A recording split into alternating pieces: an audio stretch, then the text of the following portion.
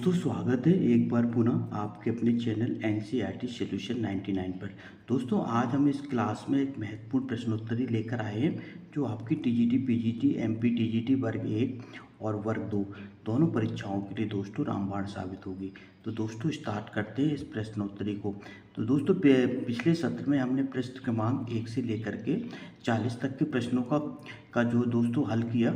इसके बाद आज हम प्रश्न क्रमांक 41 से लेकर के आगे के प्रश्नों को दोस्तों प्रश्नोत्तरी हल करेंगे। तो स्टार्ट करते हैं दोस्तों।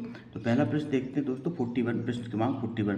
प्रश्न क्रमांक 41 में पूछा दोस्तों, जिस नायक का पति परदेश चला गया हो उसे क्या कहते हैं। तो दोस्तों जिस नायिका का पति परदेश चला गया हो उसको दोस्तों प्रोषित पतिका के नाम से जाना जाता है। प्रोषित पतिका। दोस्तों चंपू का क्या तात्पर्य। दोस्तों प्रश्न क्रमांक 42 है, चंपू का क्या तात्पर्य। दोस्तों चंपू जो है वो जिससे नाव चलाई जाती हो, चंपा का फूल, गद्य पद्य मिश्रित रचना या सिर में चंपी करना। तो दोस्तों चंपू एक ऐसी रचना होती है जो दोस्तों गद्य पद्य मिश्रित रचना कहलाती है चंपू काव्य। चंपू काव्य दोस्तों गद्य पद्य मिश्रित रचना को चंपू काव्य कहा जाता है। तो दोस्तों इसके बाद तीसरा प्रश्न क्रमांक 43 देखते हैं, भीगी बिल्ली बनने का सही अर्थ क्या है। दोस्तों मुहावरा है ये, भीगी बिल्ली बनना। तो दोस्तों भीगी बिल्ली बनना मुहावरे का अर्थ होता है डर जाना। इसका राइट आंसर दोस्तों डर जाना। इसके बाद दोस्तों प्रश्न क्रमांक 44 देखते हैं, आकाश पाताल एक करने का अर्थ निम्नलिखित विकल्पों में सही बताइए। ऊंचे पद पर पहुंचना, महत्वाकांक्षी होना, अत्यधिक प्रयास करना, बड़ी बड़ी बातें करना। तो दोस्तों आकाश पाताल एक करना का अर्थ होता है दोस्तों अत्यधिक प्रयास करना। तो दोस्तों इसका राइट आंसर सी है। इसके बाद बताना दोस्तों प्रश्न क्रमांक 45 में कालिदास की कौन सी कृति व्रतत्रयी में शामिल है। तो दोस्तों बताना कालिदास की कौन सी कृति व्रतत्रयी में। तो दोस्तों इसका राइट आंसर मेघदूत। इसके बाद दोस्तों प्रश्न क्रमांक 46 में पूछा है, निम्नलिखित में से व्रतत्रयी में शामिल कृति है। तो दोस्तों व्रतत्रयी में शामिल कृति उत्तर राक्षस है, उत्तर रामचरितम, किरातोर्जन्य है, कोई नहीं। तो दोस्तों इसका राइट आंसर किरातोर्जन्यम जो है व्रतत्रयी में शामिल कृति है। ध्वन्यालोक के रचनाकार कौन सा है। दोस्तों काव्य शास्त्र से संबंधित प्रश्न है और इसके रचनाकार बताओ। तो दोस्तों ध्वन्यालोक के रचयिता का नाम दोस्तों आनंदवर्धन है, इसको आप याद रखेंगे। इसके बाद दोस्तों प्रश्न क्रमांक 48 देखते हैं। प्रश्न क्रमांक 48 क्या कह रहा है। प्रश्न क्रमांक 48 में दोस्तों पूछा गया है कि सूरदास को उस ग्रंथ का नाम बताइए जिसमें रीति विवेचन का उल्लेख मिलता है। तो दोस्तों सूरदास ने तीन ग्रंथों की रचना की है दोस्तों, सूरसागर, सूरसारावली और साहित्य लहरी। तो दोस्तों इसमें जो रीति विवेचन संबंधित जो विवेचना मिलती है वो साहित्य लहरी में मिलती है दोस्तों, इसको आप याद रखेंगे। तो साहित्य लहरी में दोस्तों दृष्टिकूट पदों का संकलन किया है। इसके बाद दोस्तों प्रश्न क्रमांक 49 है, निम्नलिखित नाटकों को रचना काल के आरोही क्रम में व्यवस्थित करना है। दोस्तों अजातशत्रु, एक स्कंदगुप्त, चंद्रगुप्त, ध्रुवस्वामिनी, स्कंदगुप्त, चंद्रगुप्त, अजातशत्रु, ध्रुवस्वामिनी, ध्रुवस्वामिनी, अजातशत्रु, चंद्रगुप्त, स्कंदगुप्त, चंद्रगुप्त, ध्रुवस्वामिनी, स्कंदगुप्त और अजातशत्रु। तो दोस्तों इनके प्रकाशन वर्ष के क्रम से बताना है। तो दोस्तों सबसे पहले अजातशत्रु आता है दोस्तों, इसका प्रकाशन वर्ष 1922 है। दोस्तों स्कंदगुप्त इसका प्रकाशन वर्ष 1928 और चंद्रगुप्त का प्रकाशन वर्ष दोस्तों 1931 है और ध्रुवस्वामिनी जो है का प्रकाशन वर्ष दोस्तों 1933 है। ये प्रेमचंद का अंतिम नाटक है, इसको आप याद रखेंगे दोस्तों ध्रुवस्वामिनी। इसका प्रकाशन वर्ष 1933 और दोस्तों अजातशत्रु का प्रकाशन है 1922। इसके बाद दोस्तों प्रश्न क्रमांक 50 में पूछा दुष्यंत किस प्रकार के नायक हैं। तो दोस्तों नायक 4 प्रकार के होते हैं, तो इसमें बताना। तो दोस्तों जो दुष्यंत जो है नायक है वो धीर ललित प्रकार के नायक हैं। इसके बाद जिस नायक में लज्जा की अधिकता हो उसे क्या कहते हैं दोस्तों। तो जिस नायक में लज्जा की मात्रा अधिक होती है उसे मुग्धा नायक के नाम से जाना जाता है। इसके बाद कह कभी ब्याल की चुराई नीनी में कौन सा अलंकार है। दोस्तों इसमें अलंकार बताना। तो दोस्तों यहाँ पे यमक अलंकार, यमक का अर्थ होता है दोस्तों जोड़ा, जहाँ कोई शब्द जोड़े से प्रयोग किया जाता है वहाँ यमक अलंकार होता है दोस्तों, इसको आप याद रखेंगे। इनमें से दोस्तों कौन सा अलंकारवादी आचार है। तो दोस्तों अलंकार दंडी दोस्तों अलंकारवादी आचार हैं, भामे भी अलंकारवादी आचार हैं और जयदो भी अलंकारवादी आचार हैं। दोस्तों दंडी की पुस्तक का नाम काव्यदर्श है, इसको भी आप याद रखेंगे। तो दोस्तों तीनों अलंकारवादी आचार है, इसलिए इसका राइट आंसर दोस्तों डी। इसके बाद चिंतामणि के लेखक, तो दोस्तों चिंतामणि निबंधों का संग्रह है और इसके लेखक है आचार्य रामचंद्र शुक्ल, इसको आप याद रखेंगे। इसके बाद राजा निर्वंशीय कहानी के लेखक का नाम, राजा निर्वंशीय कहानी के लेखक दोस्तों कमलेश्वर हैं, निर्मल वर्मा हैं, मोहन राकेश या मृणाल पांडे। तो दोस्तों इसका राइट आंसर है कमलेश्वर। राजा निर्वंशीय कहानी के लेखक दोस्तों कमलेश्वर, इसको आप याद रखेंगे। इसके बाद हिंदी बोलियों की संख्या कितनी है दोस्तों? हिंदी बोलियों की संख्या बताना। Option A 10, option B 12, option C 18, option D 21। तो दोस्तों हिंदी में जो बोलियों की संख्या है इसको आप याद रखना, 18 बोलियां हैं। 5 उपभाषाओं के अंतर्गत दोस्तों 18 बोलियां आती हैं, इसको भी आप याद रखेंगे। गोरखपुर जिले में बोली जाने वाली बोली कौन सी? दोस्तों गोरखपुर जिले में बोली जाने वाली भोजपुरी है, इसको भी आप याद रखेंगे दोस्तों। अयोग्य किसे कहते हैं? अयोग्य दोस्तों वो कहते हैं उन्हें कहा जाता है जो अनुस्वार और विसर्ग दोनों को दोस्तों अयोग्य के अंतर्गत आते हैं। अनुस्वार और विसर्ग दोनों दोस्तों अयोग्य के अंतर्गत आते हैं।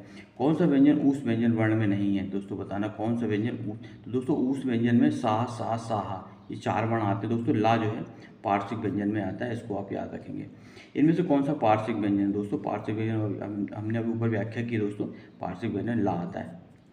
इसके बाद दोस्तों पाली भाषा का संबंध किससे? दोस्तों पाली जो है बौद्ध धर्म की भाषा है, इसको आप याद रखेंगे।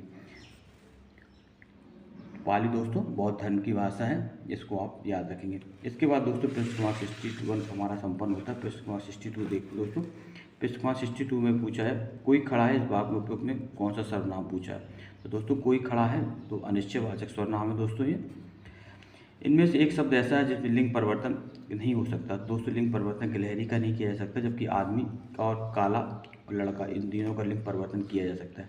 निम्नलिखित से अशुद्ध भाग छांटिए। तो जो अशुद्ध भाग दोस्तों उसने अनेकों पुस्तकें पढ़ी, मैंने हस्ताक्षर कर लिए। सी नंबर भी प्रतिदिन टहलते हैं। डी नंबर सोना तेज हो रहा। तो दोस्तों उसने अनेकों पुस्तक पढ़ी हैं, ये दोस्तों इसका अशुद्ध वाक्य है। उसने अनेक पुस्तक पढ़ी हैं, ये दोस्तों इसका राइट आंसर होगा। कौन सा शब्द ब्रह्मा का पर्यायवाची नहीं है? तो दोस्तों ब्रह्मा का पर्यायवाची चतुरानन भी है, ए नंबर भी है दोस्तों, चतुर्मुख भी है, कमलासन भी है। जबकि चतुर्भुज जो है दोस्तों ब्रह्मा का पर्यायवाची नहीं है दोस्तों, ये विष्णु का पर्यायवाची है। चतुर्भुज का अर्थ होता है दोस्तों 4 भुजाओं वाला, अर्थात ये दोस्तों ये विष्णु का पर्यायवाची है। स्वप्नवास दत्तम के रचयिता का नाम कौन है? दोस्तों स्वप्नवास दत्तम के रचयिता का नाम भास कवि है, इसको आप याद रखेंगे। नायक शब्द में कौन सी संधि है? नायक का संधि विच्छेद नए प्लस दोस्तों इसमें अयादि संधि है, इसको आप याद रखेंगे। विष्णवे का संधि विच्छेद क्या होगा? दोस्तों विष्णवे का संधि विच्छेद होगा विष्णु प्लस ए, विष्णु प्लस ए दोस्तों इसका संधि विच्छेद होगा। रामश्चनोति में संधि का कौन सा नियम लागू होता है? तो रामश्चनोति में संधि का दोस्तों लागू होता है स्तोश्चनासु संधि। इसके बाद शरद चंद्र का संधि विच्छेद क्या होगा? दोस्तों शरद चंद्र का संधि विच्छेद होगा दोस्तों शरद प्लस चंद्र, इसका राइट आंसर होगा दोस्तों शरद प्लस चंद्र। इसके बाद दोस्तों प्रश्न क्रमांक 71 में करना है। दोस्तों आप हमारे चैनल में पहली बार आए दोस्तों तो हमारे चैनल को सब्सक्राइब कर दें दोस्तों, लाइक कर दें और ज़्यादा से ज़्यादा लोगों को शेयर कर दें दोस्तों। आपका एक लाइक एक सब्सक्राइब हमें नया मोटिवेशन देता है। इसी तरह हम आपके लिए नए नए वीडियो लेकर दोस्तों आते रहेंगे। दोस्तों प्रश्न क्रमांक 71 देखते हैं। प्रश्न निम्न सूचियों को सुलभित करते हुए सही विकल्प का चयन करना। दोस्तों सूची 1 का सूची 2 से मिलान करना। चयन इसमें दोस्तों एक इत्यादि उद्धर्मादि, इसमें दोस्तों बताना कौन सी संधि है। तो दोस्तों चयन में दोस्तों संधि जो दी है अयादि संधि, और दोस्तों एक में दोस्तों होगी वृत्ति संधि, और इत्यादि में दोस्तों इति प्लस आदि दोस्तों इसका होगा आपका यण संधि, और धर्माध्यक्ष धर्म का अध्यक्ष तो दोस्तों ये होगा दीर्घ संधि, इसको आप याद रखेंगे। इसके बाद दोस्तों प्रश्न क्रमांक दोस्तों देखते हैं 72वें प्रश्न में 72 पूछे इनमें से कौन सा समास है बताना दोस्तों। तो त्रिनेत्र दोस्तों शंकर जी के लिए प्रयुक्त किया गया है दोस्तों, इसमें बहुव्रीहि समास होता है, इसको भी आप याद रखेंगे। इसके बाद दोस्तों प्रश्न क्रमांक 73 देखते हैं। प्रश्न क्रमांक 73 में क्या पूछा है? प्रश्न क्रमांक 73 में है दोस्तों इनमें से द्वंद्व समाज किस शब्द में है? द्वंद्व समाज बताना दोस्तों। तो द्वंद्व समाज दोस्तों जो है वो हमारा द्वादश, त्रिरात्रम, पंचभगम और घनश्याम। तो दोस्तों त्रिरात्रम जो है ये द्रगु समाज दोस्तों, घनश्याम में बहुव्रीहि समाज है, पंचभगम में दोस्तों ये भी द्रगु समाज है, जबकि हमारा जो है द्वादश जो है दोस्तों ये आपका द्वंद्व समाज के अंतर्गत आता है। इसके बाद दोस्तों प्रश्न क्रमांक 74 देखते हैं। मत्स्य शब्द में कौन सी मत्स्य शब्द रूप मक्ति शब्द का कौन सा रूप है दोस्तों ये बताना है। तो दोस्तों ये जो चतुर्थी एकवचन में आता है। इसके बाद दोस्तों यस्मत शब्द रूप है, यस्मत शब्द का कौन सा दोस्तों पंचमी बहुवचन के अंतर्गत आता है, इसको आप याद रखेंगे। लिट लकार का तात्पर्य क्या है? दोस्तों लिट लकार का तात्पर्य है भविष्य काल से। इसके बाद दोस्तों प्रश्न क्रमांक 77 स्था धातु का लोट लकार उत्तम पुरुष द्विवचन का रूप होगा। तो दोस्तों इसका द्विवचन का रूप होगा तिष्ठा। इसके बाद दोस्तों पठित्वा शब्द में कौन सा प्रत्यय? तो पठित्वा शब्द में दोस्तों कत्वा प्रत्यय का प्रयोग होता है। इसके बाद दोस्तों 79 पूजनीय शब्द में प्रयुक्त है। तो पूजनीय में दोस्तों अनियर प्रत्यय का प्रयोग हुआ है, इसको भी आप याद रखें।